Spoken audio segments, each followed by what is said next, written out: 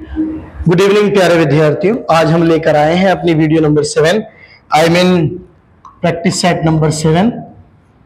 ठीक है बच्चों, तो इसको हम सॉल्व करते हैं जल्दी से बिना वक्त गवाए। सभी लोग बहुत बेहतरीन तरीके से अपने प्रैक्टिस सेट में जो मैंने दिया है उसमें सॉल्यूशन को लिखेंगे। आपका प्रैक्टिस सेट हो गया था कल, अब देखते हैं ना। तो the sun is the star at the centre of solar system. Article का है ये तो शायद, है ना। देखो ये तुम्हारे यहाँ जो 6 लिख रहा है ना, इसको आप 1 समझना बच्चों। इसके लिए हम क्षमा चाहते हैं। ये 1 समझना आप, 1 2 और यहाँ पे इसको 3 समझना है आपको, 3 यहाँ पे। ठीक है बच्चों, और यहाँ 4 समझना है और यहाँ 5 समझना है।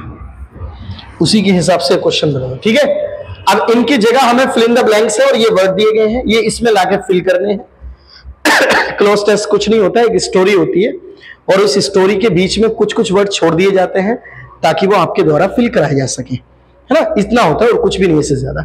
तो चलिए जरा थोड़ा सा ट्राई करें, एकदम पढ़ के पहली लाइन, एकदम सभी लोग ट्राई करें, पहली लाइन पढ़ो, ट्राई करके बताओ मुझे जरा जल्दी से।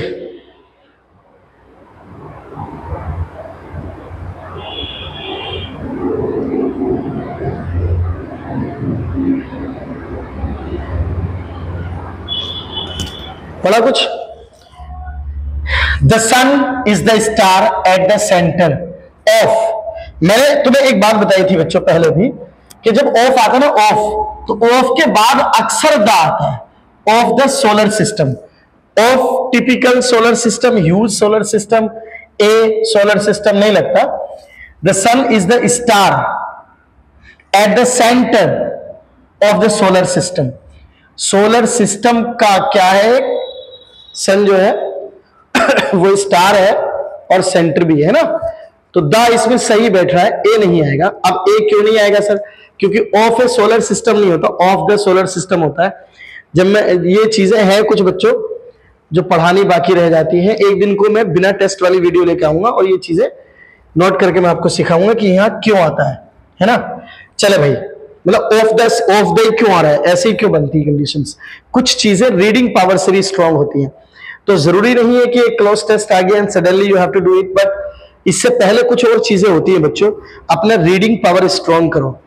रीडिंग पावर मींस आप कोई बुक ले लिया करो, चाहे वो 12th क्लास की हो या फिर कोई और कक्षा 8 की हो, 10 की हो, 7 की हो, जो छोटे छोटे बच्चे इंग्लिश मीडियम्स के हैं, तो उनकी क्लास, उनकी किताबों को पढ़ा करो, स्टोरीज को पढ़ा करो। रीडिंग पावर जितनी ज्यादा स्ट्रांग होगी, सडनली तुम्हें चीजें ऐसा नहीं लगेंगी कि अचानक से होगी, ऐसा लगेगा कि हाँ ये तो होता है, डेफिनेटली ये होता है। इंग्लिश में ऐसा होता है, कुछ चीजें होता है से ज्यादा ठीक हो जाती हैं कि इंग्लिश तो ऐसा करती ही है, इंग्लिश में तो ऐसा होता ही है। वो भी चीज आप समझा करें जिसका कोई लॉजिक ही नहीं होता, लेकिन हो जाता है क्योंकि रीडिंग पावर से वो चीजें मतलब माइंड में खुद ही खुद हो जाती हैं। It is nearly perfect ball of hot plasma. It is a nearly perfect ball of hot plasma. The sun has inspired us since ancient times. Ancient time का मतलब जानते हो? प्राचीन काल से, प्राचीन काल से, है ना। Inspired माने आप जानते हैं इंस्पायर करता है।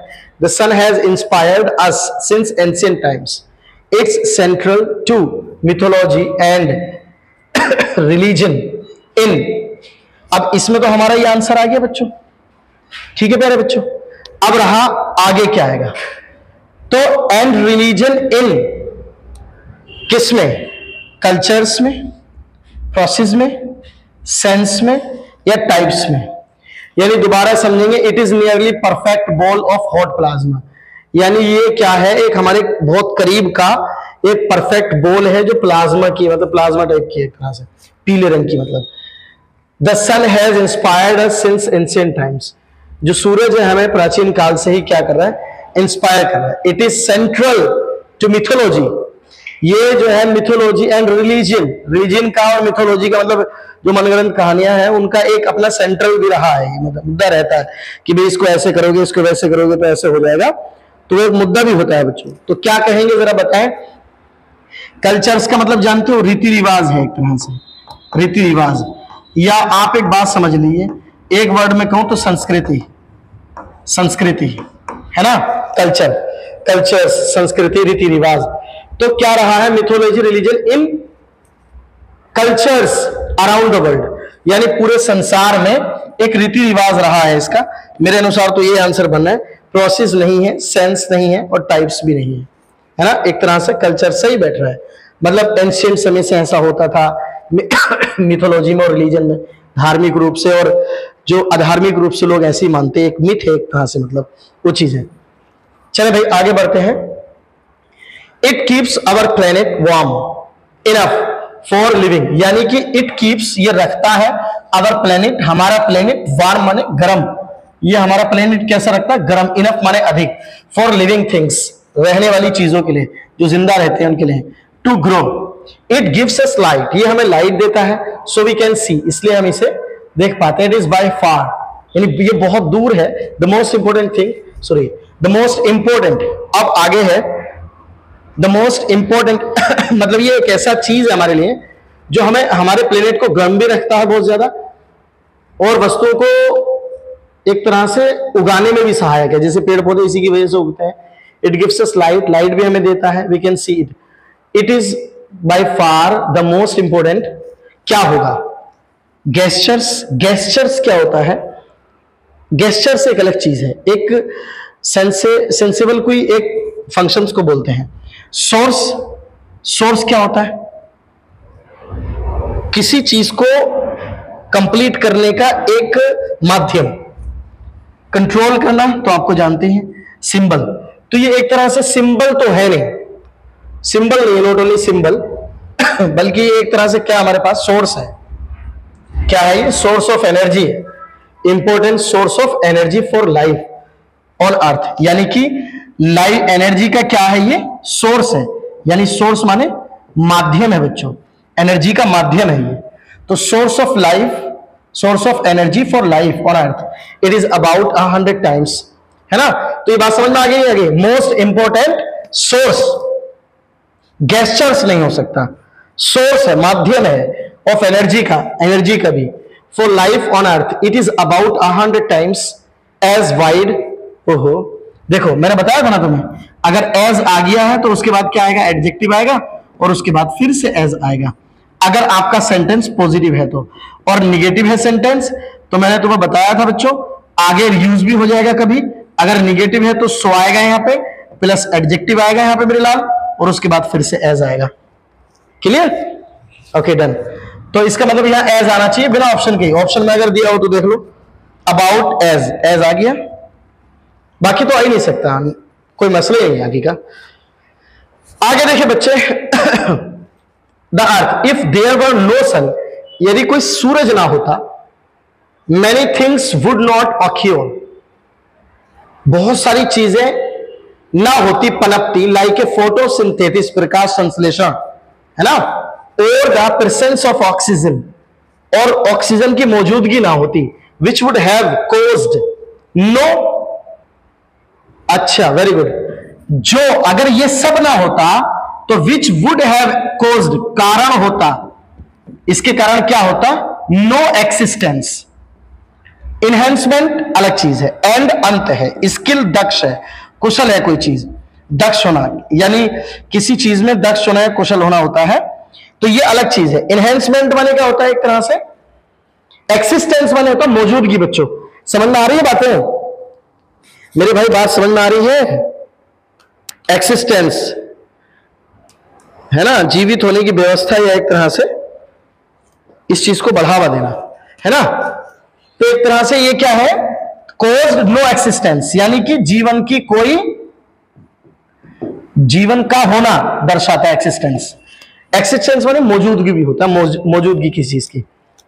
तो कह रहा कोज्ड नो एक्सिस्टेंस, यानी कोई भी लाइफ ना होती दुनिया में, सब खत्म हो जाते हैं। डन हो गया बच्चों, आगे बढ़ते हैं। अगला सेंटेंस क्वेश्चन है हमारा, best express, choose the one best express, यानी कि सिनोनिम, क्या बताना है आपको मेरे लाल, सिनोनिम। परस्यू माने क्या होता है, परस्यू, परस्यू मतलब होता है चेक करना, जांच करना, एक तरह से जांच करना, जांच करना, एग्जामाइन करना, एग्जामाइन समथिंग, है ना, एग्जामाइन। जांच करने के लिए कहते हैं किसको? परस्यू को। ठीक है भाई मेरे, अवलोकन करना एक तरह से, अवलोकन भी बोल सकते हैं, अवलोकन, अवलोकन करना। सिनोनिम पूछा है, ड्रॉ माने चित्रित करना होता है किसी चीज को, चित्रित करना, खींचना भी होता है ड्रॉ माने। कंप्यूटर की लैंग्वेज में आओगे, कंप्यूटर लैंग्वेज में तो ड्रॉ, कंप्यूटर का माउस का एक कार्य है ड्रॉ, ड्रॉइंग, ड्रॉ करना। परस्यू ये तो रिपीट हो गया ना, नहीं ये अलग है। और नरेट माने वर्णन करना होता है, और परस्यू माने क्या होता है? परस्यू, ये वाला परस्यू जरा बताएं सभी लोग जल्दी से। अच्छा, कुछ काम में कमेंट करने के लिए भी छोड़ा करूंगा, क्योंकि तुम लोग बिल्कुल कमेंट करने की तरफ बिल्कुल ध्यान नहीं देते है ना। परस्यू माने चेक, इसका आंसर हो जाएगा जांच करना, है ना। इसका मतलब होता है पीछा करना, पीछा करना मेरे लाल। ठीक है भाई, चेक आंसर हो गया। मैचिंग माने क्या होता है? मिलाना, मिलाना या मिलना, है ना। कैसे? चाहे शक्ल में मिल लो, शक्ल में, चेहरे में, या बनावट में। अपॉइंटिंग माने क्या होता है बच्चों? इसका सिनोनिम बताना। अपॉइंटिंग माने क्या होता है? चयनित करना, चयनित करना। ठीक मेरे लाल। डिस्टिंग्विश माने क्या होता है बच्चों? बुझाना, आग को बुझाने के लिए आता है डिस्टिंग्विश। ठीक है। एडोरिंग माने क्या होता है बच्चों? पूजा करना, एक तरह से पूजा करना। और रिजेंबलिंग माने शक्ल में मिलना जुलना, शक्ल में मिलना। क्या कहते हैं फ्रेजल वर्ब में इसे? टेक आफ्टर, टेक आफ्टर बोलते हैं भैया, या लुक आफ्टर? बताओ कौन सा बोलते हैं? ये वीडियो में दे रहा हूं मैं, पढ़ाया मैंने, ये कमेंट करके आपको बताना इनमें से टेक आफ्टर होता है रिजेंबलिंग या लुक आफ्टर होता है रिजेंबलिंग। ठीक है मेरे भाई, ये दो वर्ड मैंने दिए, कौन सा सही है गौर से सुन लेना, ये बताना है आपको। ठीक है, ये छूट है आपके लिए। Select the most appropriate meaning of the given idioms. Idioms देखें, a dime a dozen. A dime a dozen का मतलब होता है कोड़ियों के दाम, यानी एक दर्जन एक सिक्के में मिलना, एक सिक्के में एक दर्जन मिलना। अब कोई चीज एक सिक्के में एक दर्जन मिलेगी तो वो कोड़ी के दाम ही तो बिकेगी, कोड़ी के दाम बिकना। ठीक है मेरे लाल, कोड़ी के दाम बिकना। जब कोई चीज बहुत सस्ती बिकेगी तो वो कोड़ी के दाम ही हो गया, यानी उसका मूल्य खराब हो गया या फिर वो चीज खराब हो गई।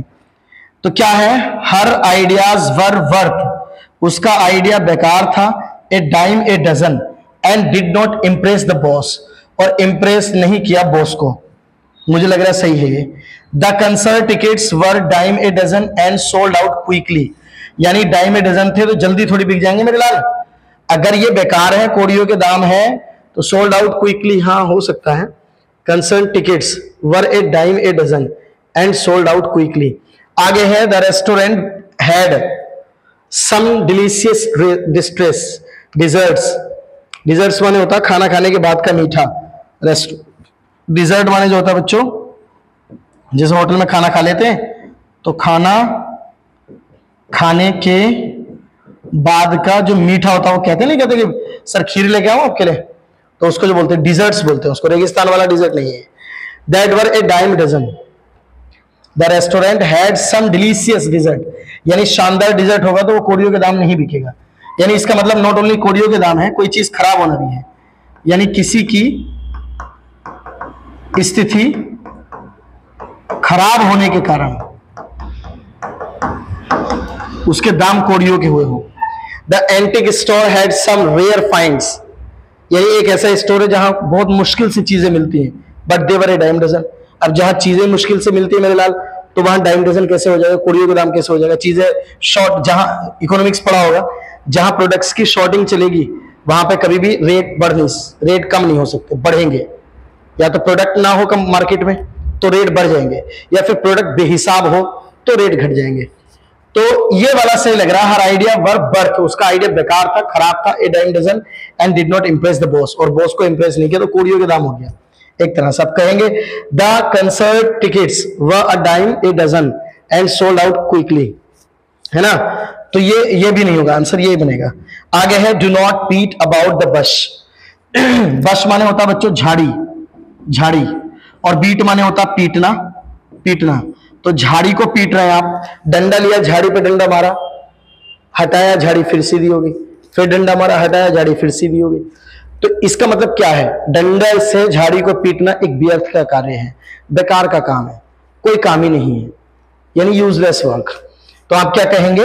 व्यर्थ का कार्य, व्यर्थ का कार्य यानी बेकार कार्य। To try, influence, to argue समझौते वाला, to shift blame on others, to avoid giving a definite answer और पोजिशन। घुमा फिराकर बात करने के लिए भी इसका आंसर आता है, यानी इसको क्या कहते हैं? और घुमा फिराकर बात करना, घुमा फिराकर बात करना, यह भी होता है। यानी व्यर्थ का कार्य, व्यर्थ की बात जब घुमा फिरा के बात करोगे तो उसको बोलते हैं क्या? To avoid giving a definite answer, definite answer देने से बच रहे हैं, और पोजीशन, आंसर और पोजीशन। तो ये क्या हो गया? घुमा फिरा के बातें कर रहे हैं, ना तो डेफिनेट आंसर दे रहे हैं और ना ही पोजीशन दे रहे हैं। तो इसका मतलब घुमा फिरा के बातें कर रहे हैं। बात समझ में आ रही है बच्चों? नहीं आ रही? एक बार माइक देख ले हम जरा, कोई पहले की तरह गड़बड़ ना हो जाए। सही चल रहा है अभी तो, खैर चले भाई आगे देखते हैं।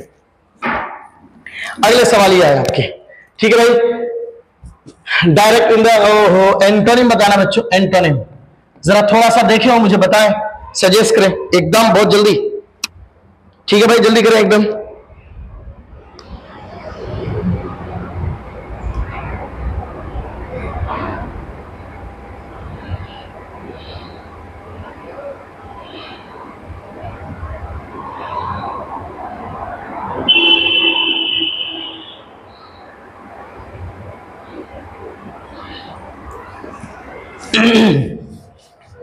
बताओ भैया जल्दी एकदम। लगाया कुछ? अरे मेरे लाल, मिला आपको? कुछ नहीं मिला?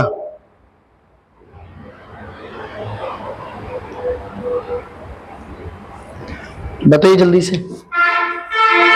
क्या होता है डेरिजन? माने उपहास करना, उपहास करना। अब भी मैं छूट दे रहा हूं आपको, अब भी बता दो क्या हो गया। उपहास माने क्या होता है? बुराई करना एक तरह से। अब भी बता दो। चलो इसको बता देता हूं मैं, समापन करना, समापन करना। बेटे इनका याद करना है। और क्या है इंग्लिश में? एडमिरेशन, प्रशंसनीय होता है ना, प्रशंसा करना, प्रशंसा करना एक तरह से। एस्टिमेशन माने क्या होता है? अनुमान लगाना, अनुमान लगाना। बताओ जरा। चलो एक लाइन छोड़ दी मैंने, एक वर्ड छोड़ दिया मेरे लाल, एक। इसका उत्तर बता दो। चलो अब एक ही वर्ड मैंने आपको छोड़ दिया, बता दो जरा। उपहास माने मजाक उड़ाना भी होता है। उपहास मतलब एक तरह से मजाक उड़ाना, किसी की मजाक उड़ाना, है ना। अब पूछा एंटोनिम, तो आंसर तो मिल गया प्रशंसा करना, क्योंकि जिसकी मजाक बन रही है उसकी अगर आप प्रशंसा कर ले तो आंसर तो मिल गया आपको। लेकिन मिल गया, आंसर नहीं मिला, बताओ। अच्छा, अरे उपहास करना तो ये इसका आंसर हो गया ना। ठीक है भाई, गले में बड़ा दर्द हो रहा है यार। इसका क्या होता है? विघटन। गुलीवल माने क्या होता है बच्चों? भोला भाला, भोला भाला, भोला भाला मतलब सीधा एक तरह से, है ना। गुलीवल माने ये भी होता है जिसको आसानी से हराया जा सकता है। क्रेडुलस माने क्या होता है? क्रेडुलस माने क्या होता है? पैलिएंट माने क्या होता है भैया? पैलिएंट माने। सिनिकल माने क्या होता है? सिंपल माने क्या होता है? चलो इससे स्टार्ट कर दो। साधारण। देखो जरा क्या आएगा। क्रेडुलस भी भोले भाला होता है मेरे लाल, आप इस बात को याद रखना, भोले भाला होता है, सीधा सज्जन व्यक्ति क्रेडुलस, है ना। कहीं आ जाए तो इसका सिनोनिम है ये। और हमसे पूछा क्या मेरे लाल? एंटोनिम पूछ रहा है, तो हमें बताना क्या है? एंटोनिम बताना है।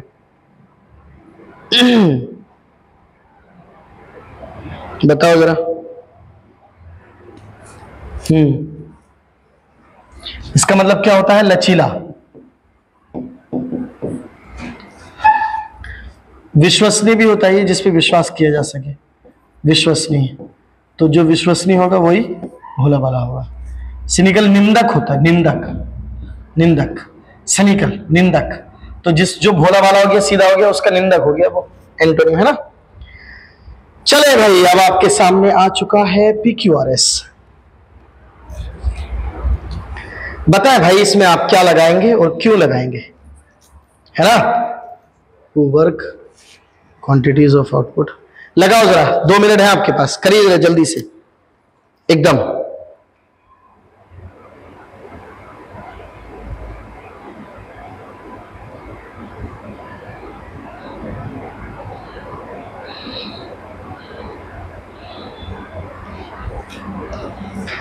बताओ जल्दी भाई।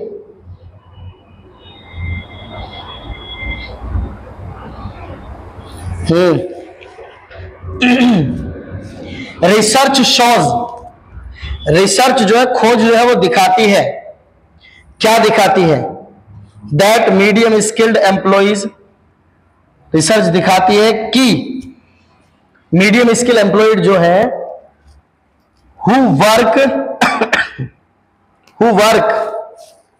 In front of a computer, जो कंप्यूटर के सामने काम करते हैं, एंड वर्क बियॉन्ड, बियॉन्ड माने होता है के परे या से ऊपर या अधिकतम, ऐसे करके अर्थ आता है इसका। बियॉन्ड हर तरह से अर्थ देखा जाता है तब आता है। तो beyond 6 and 4 effective hours a day, मुझे पक्का पता लग गया कि क्यू के बाद 100% ये आएगा, किसी से नहीं कटेगा बच्चों। In front of computer and work beyond, अब समय बताएगा ना कि लगभग 4 से 6 घंटे इफेक्टिव आवर्स अ डे, यानी इससे ऊपर काम करते हैं वो लोग जो कंप्यूटर पे बैठकर बैठे हैं, उनका जो है that medium skilled employees who work in front of, who work जो काम करते हैं, हु वर्क, अच्छा हु के बाद वर्क आया, वर्क्स क्यों नहीं आया, क्योंकि ये प्लूरल है, ये क्या है, ये प्लूरल है मेरे लाल। और याद रखना ये हु जो है ये रिलेटिव प्रोनाउन है, क्या है मेरे लाल, रिलेटिव प्रोनाउन है। और याद रखना रिलेटिव प्रोनाउन के पहले वाला जो एंटीसीडेंट होता है उसके अनुसार वर्ब आती है, तो ये प्लूरल है इसलिए वर्क आया है। तो इसके अनुसार रिसर्च शोज दैट, इसके अनुसार मुझे ये लग रहा है कि ये आना चाहिए, और इसके अनुसार ये लग रहा है कि ये आना चाहिए। तो पहले तो क्यू आर देखो कहां कहां है, क्यू आर इसमें भी नहीं है, क्यू आर इसमें भी नहीं है, अरे गजब, इसमें है और इसमें भी है ना। अब मुझे लग रहा है कि क्यू से पहले पी आना चाहिए, क्योंकि who work in front of computer, computer के सामने जो काम करते हैं। मैंने बताया था इन फ्रंट ऑफ बिफोर के बारे में, दोबारा बता देता हूं मेरे लाल। देखो बिफोर जो होता है, बिफोर प्रीपोजिशन, वो सामने के अर्थ में आती है, क्या आती है, सामने, सामने के अर्थ में आती है। लेकिन यहां पे कोई क्या चीज होनी चाहिए, लिविंग थिंग, क्या होना चाहिए मेरे लाल, लिविंग थिंग, यानी कोई वस्तु ना हो, कोई आदमी हो, तो उसके सामने खड़े होने के लिए बिफोर लगाते हैं, है ना। जैसे before the prime minister, before me and before him, कुछ भी मतलब उसके सामने, पहली बात हो गई। दूसरी बात, इन फ्रंट ऑफ जो आता है ना बच्चों, in front of, in front of हमेशा किसी बिल्डिंग के लिए आता है, यानी यहां पे आपको क्या मिलेगा, नॉन लिविंग थिंग। यहां नॉन लिविंग थिंग होगी 100%, सजीव नहीं होगी, यहां सजीव चीज होगी और यहां निर्जीव, लो हिंदी में बता दिया मैंने, निर्जीव, ठीक है मेरे लाल। तो ऐसे होता है, तो in front of the computer इसलिए सही है ना। तो मेरे अनुसार लग रहा है कि आंसर ये डन हो गया, लग नहीं रहा, इतनी देर नहीं लगाते इसमें, हो गया डन, आगे बढ़े, थोड़ा सा लगाओ। Some algal blooms beneficial to aquatic life since these tiny nutrient conditions are optimal and they can be occur naturally when temperature water and ओहो मुझे लग रहा है कि इसके बाद ये आना चाहिए, देखो occur naturally when temperature water and nutrient, and के बाद ऑर्गेनिज्म फ्रॉम द बेस्ट नहीं आएगा, मुझे लग रहा है ऐसा। एंड के बाद बेनिफिशियल नहीं आएगा, एंड के बाद जैसे टेम्परेचर है, नेचुरली वाला टेम्परेचर है, वाटर है, and nutrient conditions are optical and they can be. अब यहां आपको देखना है कि बी के बाद क्या आता है। अच्छा, मॉडल वर्ब के बाद हमेशा क्या आता है, यानी अगर कैन होता तो इसके बाद वर्ब की फर्स्ट फॉर्म आती, मगर मेरे लाल अगर कैन मॉडल है ना, तो अगर आपने मॉडल वर्ब यूज कर ली है, मॉडल वर्ब मेरे भाई, मॉडल वर्ब आ गई है और इसके बाद बी लग गया है, तो अब आपके सामने दो रास्ते हैं, एक तो वर्ब की थर्ड फॉर्म और एक वर्ब की फर्स्ट फॉर्म में आईएनजी। हमेशा डन है, अरे भैया 100% डन है, ये बात कटेगी नहीं कैसे भी किसी भी हाल में, जो बोल दिया डन बिल्कुल इस तरह से होता है। अगर ऐसे नहीं होगा तो फिर कोई नाउन रहा होगा, अगर वर्ब आएगी तो यही आएगी, वर्ब नहीं आई तो बात अलग है ना। तो मुझे क्या लग रहा है कि आर के बाद क्यू आना चाहिए, आर के बाद क्यू इसमें है, इसमें नहीं है, इसमें भी नहीं है और इसमें है ना। अब आर के बाद क्यू आना चाहिए।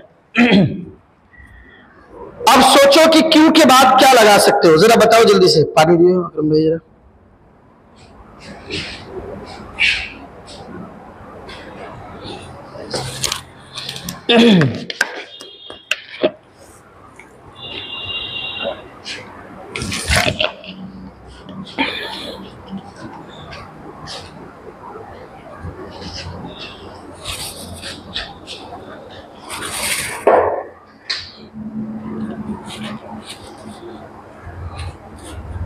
बताओ भैया क्या आना चाहिए। देखो ये दोनों है, ये तो कैंसिल हो गई। आर के बाद क्यू का मामला तो मुझे सही लग रहा है, लेकिन आर के बाद क्यू डन है, फिर उसके बाद क्या आना चाहिए। कुछ बच्चे सोचेंगे, कुछ लोग और भी जो वीडियोस देखते होंगे मेरी सोचते होंगे सर ने बताया मॉडल वर्ब के बाद बी आगे तो आपकी फर्स्ट फॉर्म आएगी या थर्ड फॉर्म आएगी, और कुछ नहीं आ सकता। मेरे लाल अगर वर्ब आएगी तो ये आएगी, और वर्ब नहीं आएगा तो नाउन भी आ सकता है। तो क्या कह रहे हैं कि can be beneficial to aquatic life since these tiny organism from the base of the food chain. यहां के अनुसार तो मुझे ये लग रहा है कि पी के बाद एस आए, है ना। पी के बाद अगर ऐसा है डन हो गया, यही आएगा। देख लेना और मिला लेना खूब ढंग से। मुझे दिख रहा है सिंस दीज टिनी छोटे organism from the base of the food chain, food chain के छोटे ऑर्गेनिज्म अणु अंग। ठीक है भाई आगे बढ़ते हैं जल्दी से। क्या है फिल इन द ब्लैंक्स है। Don't take the wind out of my, out of my क्या है भाई ये।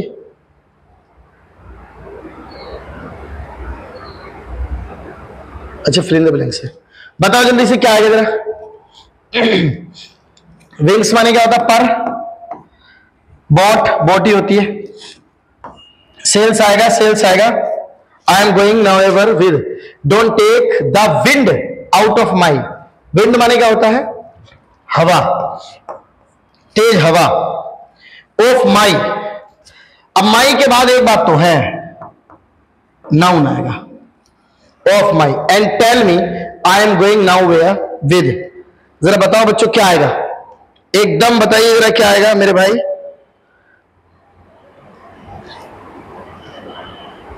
ये अगर तुम कर दोगे तो एक एल्पन लिपिड और 500 रुपए का नगद इनाम।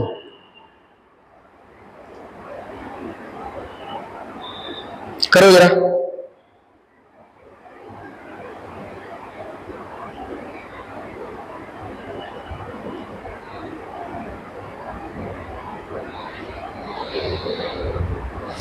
बताओ भाई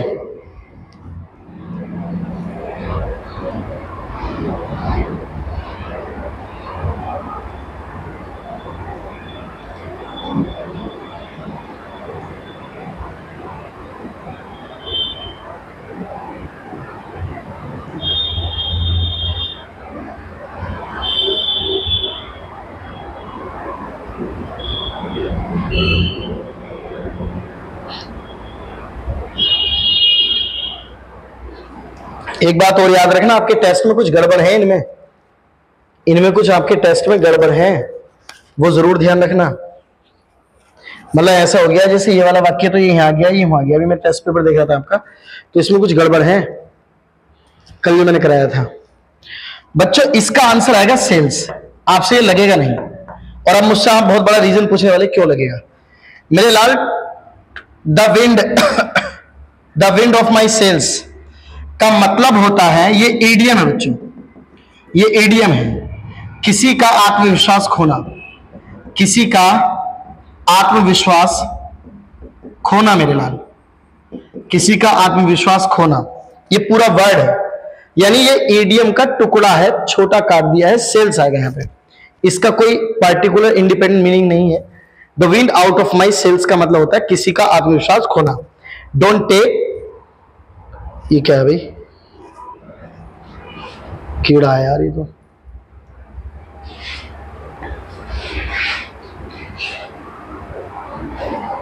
तो ये आ गया बच्चों, ठीक है।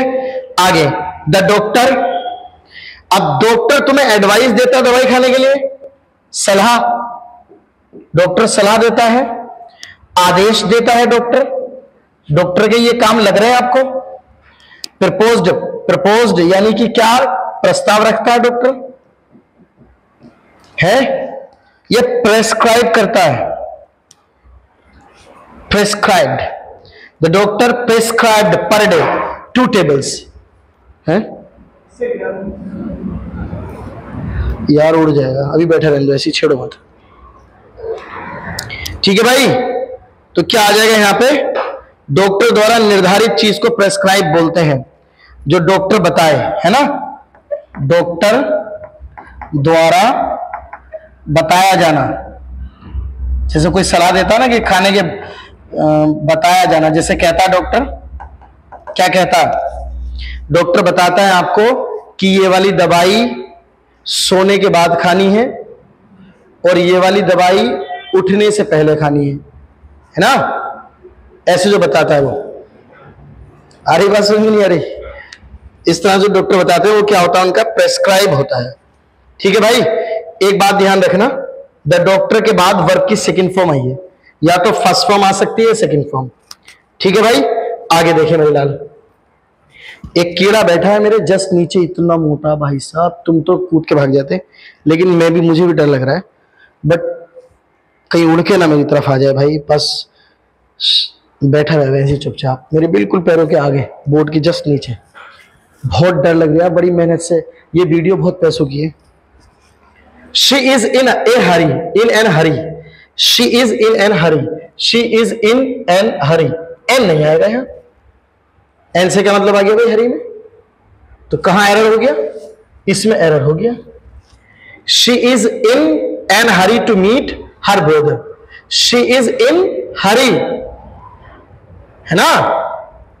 अगर लगाना भी पड़ा तो n नहीं लगाओगे, अगर ए लगाना भी पड़ा यानी आर्टिकल का इस्तेमाल करना भी पड़ा तो क्या लगाओगे, ए लगाओगे, इन ए हरी, यहां पे क्या लगा दोगे, इन ए हरी, बस हो गया काम खत्म, ऑपरेशन सक्सेसफुल। नेक्स्ट वाले पे आ जाओ। You should see A oculist, ओहो ए नहीं आएगा, अब एन आएगा, क्योंकि आपको पता है एन जो आता है वो वोवेल से पहले आता है, वोवेल से पहले। वैसे इसका मुद्दा बड़ा प्यारा है, वोवेल से पहले ही नहीं आता बल्कि वोवेल साउंड से पहले भी आता है।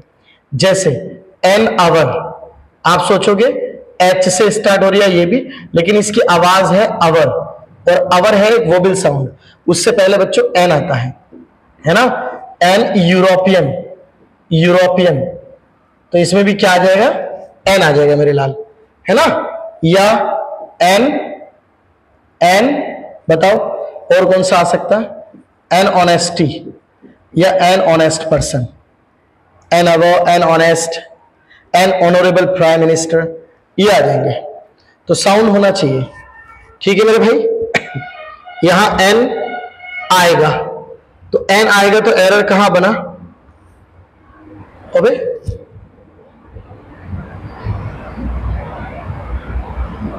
क्या है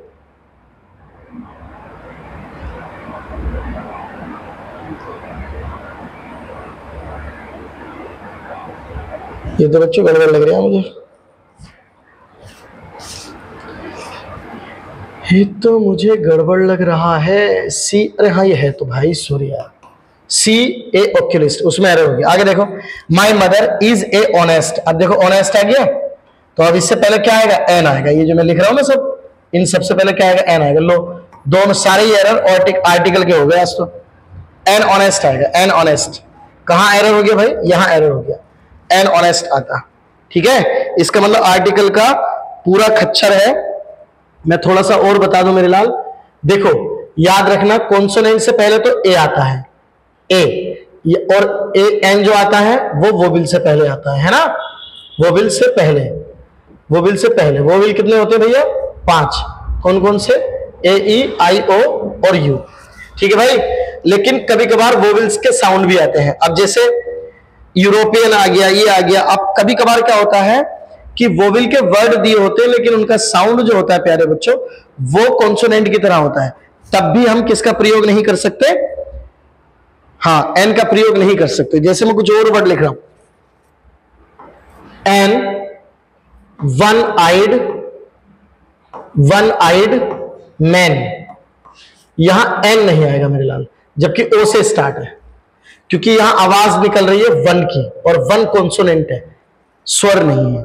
एन वन आइड मैन यहां गलत है, ए वन आइड मैन आएगा यहां पे। अब सोचेंगे आप कि यहां पे तो ओ दे रखा था, है ना, तो इससे कोई फर्क नहीं पड़ता है। तो ऐसे बहुत सारे वर्ड होते हैं जिनके पहले एन इस्तेमाल नहीं होता, जबकि वो वोविल दिए होते हैं।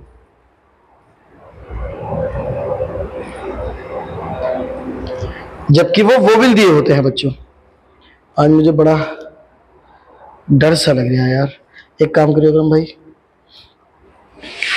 बहुत आराम से, ना वो नहीं, वो कपड़ा उठा दो वाला, बोर्ड इसे पोडियम मत हिला दियो। है अभी, रुक जाओ। है अबे यार, ये तो छिड़ गया यार।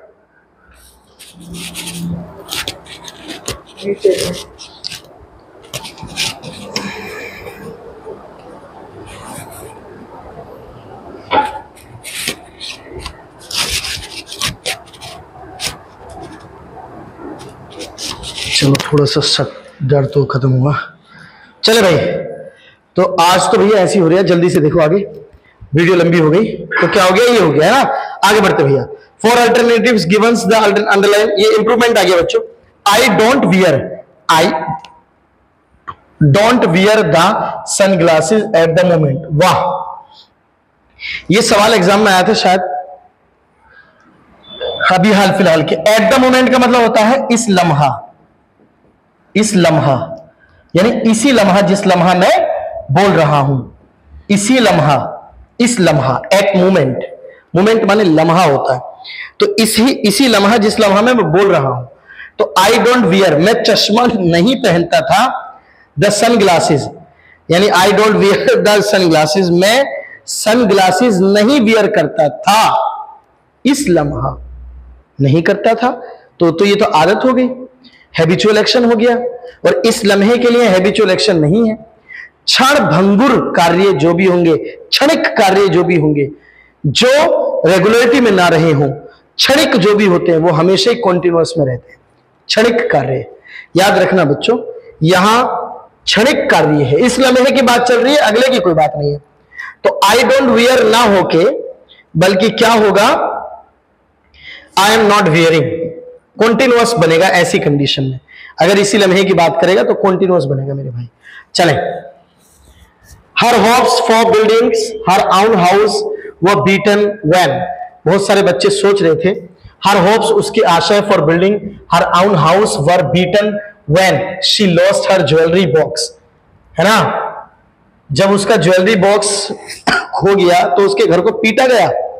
पीटा गया बच्चों, पीटा नहीं जाता है बल्कि ढाया जाता है घर को। डिफीट माने क्या होता है, हराना, हराना। तो हराया, फ्रस्ट्रेटेड माने क्या होता है, हाउस वर फ्रस्ट्रेटेड। ये तो लिविंग एक्शन है, और लिविंग एक्शन और नॉन लिविंग चीज है। हाउस फ्रस्ट्रेट थोड़ी होता है, फ्रस्ट्रेट यानी किसी घर की परेशानियों से परेशान होना। रिलीव्ड, राहत देना। डैश्ड माने होता है ढाना, ढाना, गिराना। तो घर को क्या किया जाता है, गिराया जाता है मेरे लाल। आगे चलो, select the correct one word. A sentimental memory of the past, है ना। मैनिया माने तो क्या होती है, लत होती है, लत, है ना। नॉस्टैल्जिया, नॉस्टैल्जिया, और एक हिस्टेरिया, और एक यूफोरिया, है ना। इनमें से बताओ जरा जल्दी से कौन सा होगा। A large number of fish swimming together. एक लार्ज नंबर माने एक बड़ी संख्या। लार्ज नंबर का मतलब क्या होता है बच्चों, बड़ी संख्या। याद रखना ये a large number of fish, swimming together, तैर रही हैं एक दूसरे के साथ, एक दूसरे के साथ, यानी एक तरह से ग्रुप हो गया। यानी किसकी बात कर रहा है ये? कलेक्टिव नाउन की बात कर रहा है। कलेक्टिव की कर रहा है? कलेक्टिव की कर रहा है? हाँ, कलेक्टिव की कर रहा है।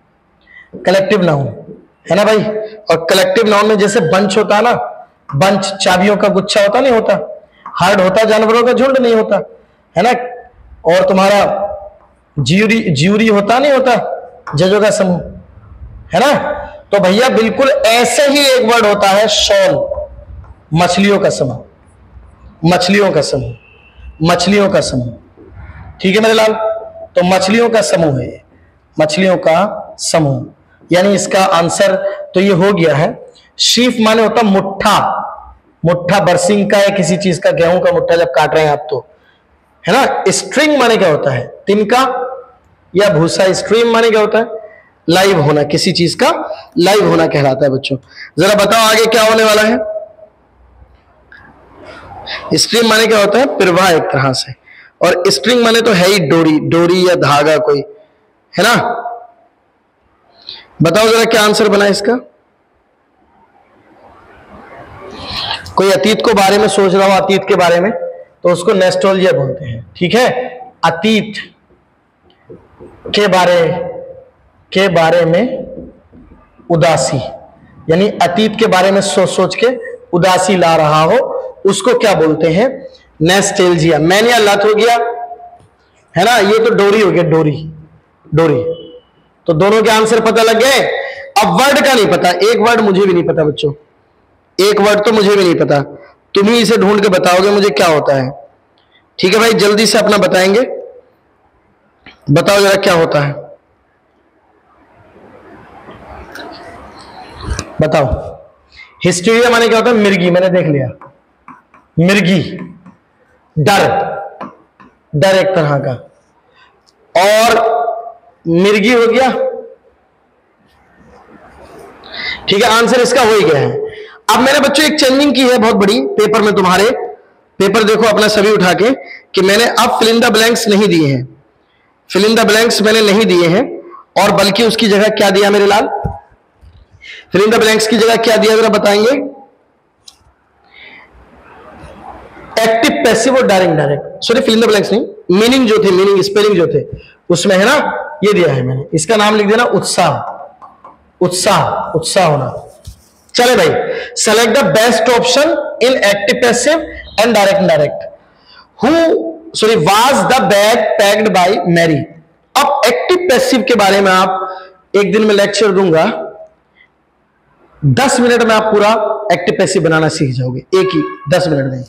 लेकिन फिलहाल वीडियो बहुत लंबी हो गई आज, तो क्या करेंगे? बेस्ट ऑप्शन एक्टिव पैसिव में was the bag packed by Mary. ये तुम्हें पता लग गया? वाज के बाद वर्ब की थर्ड फॉर्म आ रही है, और बाई भी लग रहा है, मैरी भी लग रहा है, तो ये पैसिव वॉइस है। इससे एक्टिव वॉइस बनाना है। अगर एक्टिव भी बनाना और रहना भी इंटरोगेटिव भी चाहिए, तो क्या बनाएंगे बताओ? वाज कब आया होगा? वाज कब आया होगा? जब इज रहा होगा। वाज का इज तो होता ही नहीं है। अरे भाई, पास्ट इंडेफिनिट होता है ना जैसे सेंटेंस, तो पास्ट कंटीन्यूअस की हेल्पिंग वर्ब आ जाती है बस। अब इसमें तो देखो ये हो गया, डू भी नहीं हो सकता, ये प्रेजेंट की वर्ब है, सेंटेंस पास्ट का है, ये प्रेजेंट की। अब इनमें से रहा was Mary packed the bag, तो वाज मैरी तो आएगा नहीं, वाज मैरी पैक। भाई वाज के साथ पैक तो आता ही नहीं, पैकिंग आता है ना, तो ये तो सेंटेंस ही गलत है, तो ये तो हो ही नहीं सकता, ऐसे पहचान लेते हैं। Did Mary pack the bag, did के साथ वर्ब की फर्स्ट फॉर्म आ जाती है ना, आंसर ये सही है। लेकिन कभी भी वाज के साथ वर्ब की फर्स्ट फॉर्म नहीं आएगी। मैंने आपको ये बातें पढ़ाई हैं कि अगर इज, एम, आर, वाज, वर ये दिया हो, तो इनके बाद दो ही कंडीशन है, या तो वर्ब की फर्स्ट फॉर्म आएगी, या तो वर्ब की फर्स्ट फॉर्म में क्या आ जाएगी मेरे लाल? आईएनजी फॉर्म, या फिर वर्ब की थर्ड फॉर्म। अगर थर्ड फॉर्म आएगी तो ये पैसिव वॉइस होगा, और ये आएगी तो ये एक्टिव वॉइस होगा। क्लियर हो रही है बात? नहीं हो रही है ना? तो ये चीजें हैं बस। अब इसमें देखो फर्स्ट फॉर्म में दे रखी है, इसका कोई मसला ही नहीं है इसमें, या तो आईएनजी लगा दो, आईएनजी ही होता अगर ऐसा होता तो ये आंसर डन हो गया। आगे चलते हैं। Who stall my ticket. Who के लिए कभी भी जब आता है पैसिव वॉइस, तो हु का क्या हो जाता है बच्चों? हु का बाय हुम हो जाता है। अब बाई हुम लगाने के भी तरीके हैं। कभी कभार तो ये कहां आ जाता है स्टार्टिंग में, और कभी कभार कहां देते हैं भैया, लास्ट में देते हैं। कभी कभार लास्ट में देते हैं, कभी कभार स्टार्टिंग में, है ना। तो अब बाई हुम दे रखा है इन्होंने यहां, माई टिकट को उठा लिया, माई टिकट्स वाज, टिकट्स प्लूरल है और ये वाज जो है सिंगुलर है, तो ये कॉम्बिनेशन गलत हो गया। यहां वर होता तो देखा जाता। My tickets got stolen by who, my tickets got stolen by who, है ना भाई।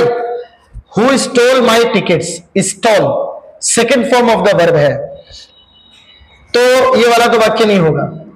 माई tickets were stolen by who, by who, by who के कारण ये नहीं होगा, बाय हु नहीं आ सकता मेरे लाल, बाय हुम आएगा और वर्ब भी आएगा, क्योंकि ये स्टोल वर्ब की सेकंड फॉर्म है।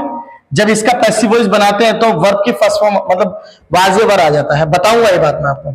माई टिकट्स स्टोलन, ये सही है, वर्ब की थर्ड फॉर्म भी आ गई। ये आंसर डन हो गया भाई, है ना। अरे बड़ा आसान है मेरे लाल, इंटर की पोजीशन, इंटर के बाद के जो एक्टिव पैसिव आते हैं बड़े आसान है। कितने मिनट हो गए? 46। चले आगे। He said I will see you now, मैं जानता हूं कि इसके बाद दैट आएगा, लेकिन ऑप्शन में कहीं दैट नहीं है। कल भी बच्चे मुझसे सवाल कर रहे थे, ये सही है बच्चों, आया हुआ एग्जाम में, ऐसा भी आ जाता कभी कभार। तो ही सेड ही रहेगा, ये तो क्लियर हो गई, सभी में ही सेड रखा है। लेकिन आई जो है फर्स्ट पर्सन के अनुसार चेंज हो जाएगा, आई फर्स्ट पर्सन है ना, तो सब्जेक्ट के अनुसार चेंज हो जाएगा। वो चीज सुनी होगी तुमने, SON सन बटे 1 2 3, है ना। फर्स्ट पर्सन सब्जेक्ट के अनुसार, सेकंड पर्सन ऑब्जेक्ट के अनुसार, और थर्ड पर्सन नो चेंज रहता है। तो ये फर्स्ट पर्सन है, सब्जेक्ट के अनुसार चेंज होगा, तो यहां ही आएगा। अब यहां आई है तो ये तो कैंसिल हो गया, है ना। यहां ही है, यहां भी ही है, लेकिन समस्या ये है कि विल का वुड हो जाता है। विल का क्या हो जाता है? वुड। यहां विल ही है, तो ये तो गलत हो गया। यहां भी विल ही है, ये भी गलत हो गया। यहां वुड है, ये आंसर सही हो गया। तो कुछ मानक होते हैं, उन कुछ मानकों के कारण ये आप आसानी से चीजें हल हो जाती है, कोई बड़ी चीज है ही नहीं। अगर किसी दिन जैसे कल में, अब रोज तो एक्टिव पैसिव डायरेक्ट आएंगे, तो मैं जैसे ही 10 मिनट या 5 मिनट में मैं आपको एक्टिव पैसिव समझा दूंगा बहुत आसान तरीके से, है ना। कोशिश करूंगा। अब तो वीडियो लंबी हो गई है, ठीक है बच्चों, मैंने अपना प्रयास किया है आपको समझाने का। आपके पास टेस्ट है, इसका सॉल्यूशन आप कर लीजिए, इसे याद करके आइए, कल सुनूंगा। जिसके याद नहीं होगा, कहां गया भाई दिमाग शुद्धि यंत्र? जरा दिमाग शुद्धि यंत्र कहां गया? चलो किसी काम में लगा हुआ है दिमाग शुद्धि यंत्र, तो उसका इस्तेमाल किया जाएगा। पिटाई होगी, आपको पता है, याद करके आइए 100%। कोई याराना नहीं इसके साथ, पूरा टेस्ट सुना जाएगा, एक एक वर्ड। जिस तरह से मैंने आपको ये मीनिंग बताए हैं, पूरे एक एक चीज सारी, अगर कहीं कोई नियम भी बताया, कोई तरीका भी बताया, तो वो भी पूछा जाएगा आपसे एक एक चीज। तो सब आपको याद करना है मेरे भाई, और कल सुनाना है मुझे एक एक चीज, ठीक है बच्चों। धन्यवाद, बेस्ट ऑफ लक।